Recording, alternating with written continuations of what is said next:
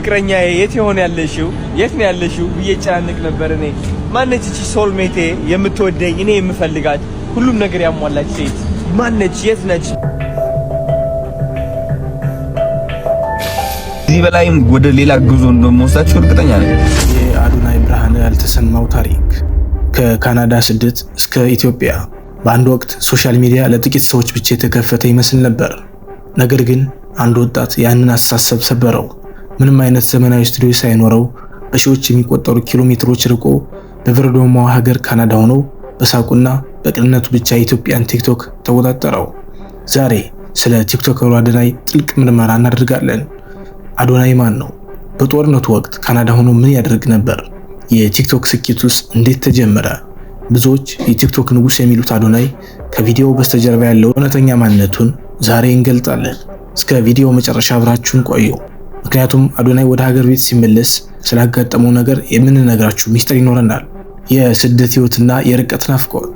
አዶናይ በትውልዱ የትግራይ ልጅ ቢሆንም በጦርነቱ ወቅትና ዝነኝነቱ ከመጀመሩ በፊት የነበረው በካናዳ ነው። አዶናይ ካናዳ ውስጥ የነበረው ህይወት ልክ እንደማንኛውም ስደተኛ በስራና በትምህርት የተወጠረ ቢሆንም በውስጡ ግን ትልቅ የሀገርና የቤተሰብ ናፍቆት ነበረው። ብዙዎቻችሁ እንደምታውቁት ሀገር ሰላም በሌለችበት ወቅት በስደት መኖር እጅግ ከባድ ነው። አዶናይ ካናዳ ሆኖ ስለ ወገኖቹ የሚጨነቅበት፣ ቤተሰቦቹን በስልክ ማግኘት እንኳን የሚከብድበት ጊዜ ነበር። ይህ የርቀት ስቃይ ግን አዶናይን ወደ ቲክቶክ ዓለም እንዲገባ ገፋፋው። በካናዳ ብርድ ውስጥ ሆኖ የሀገሩን ሙቀት ለማግኘት ቲክቶክን እንደ መገናኛ ድልድይ ተጠቀመበት። በጦርነቱ ወቅት ብዙዎች በሀዘንና በጭንቀት በተዋጡበት ሰዓት አዶናይ ከካናዳ ሆኖ አንድ ነገር ወሰነ። ህዝቡን ማስለቀስ ሳይሆን ማሳቅ። ቲክቶክ ለእሱ መዝናኛ ብቻ አልነበረም፣ የራሱን ማንነት፣ ቋንቋና ባህል የሚገልጽበት መድረክ እንጂ። መጀመሪያ ላይ በካናዳ ሆኖ ቪዲዮ ሲለቅ ጥቂት ሰዎች ብቻ ነበሩ የሚያዩት።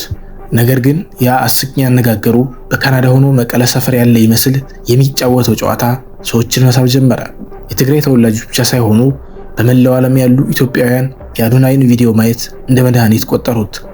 በካናዳ ሆኖ የሚሰራቸው ላይቭ ቪዲዮዎች የናፍቆት ማስታገሻ ሆኑለት።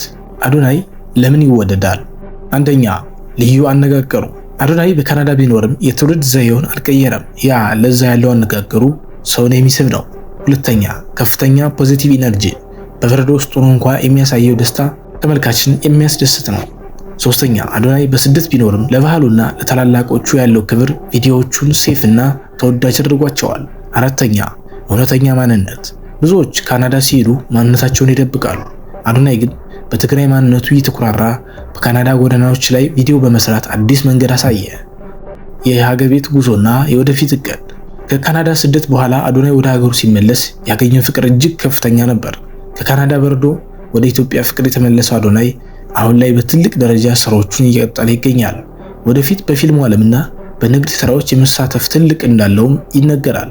ውድ ቤተሰቦቻችን ስለ አዶናይ ያዘጋጀነው ዝርዝር ታሪክ ይህንን ይመስላል። እናንተስ አዶናይ ካናዳ ሆኖ ሲሰራቸው ከነበሩ ቪዲዮዎች የትኛው ትዝ ይላችኋል? አሁን ወደ ሀገር መመለሱ የተሻለ ይመስላችኋል? ሐሳባችሁን በኮሜንት አጋሩ። ቪዲዮውን ላይክ በማድረግ ለሌሎች እንዲደርስ አድርጉ። ለቻናላችን አዲስ የሆናችሁ ደግሞ እንዲህ አይነት ጥልቅ ታሪኮችን ለማግኘት ሰብስክራይብ ማድረጋችሁን አትዘንጉ። ሰላም ለሀገራችን። በሚቀጥለው ቪዲዮ እስከምንገናኝ ቸር ሰንብቱ።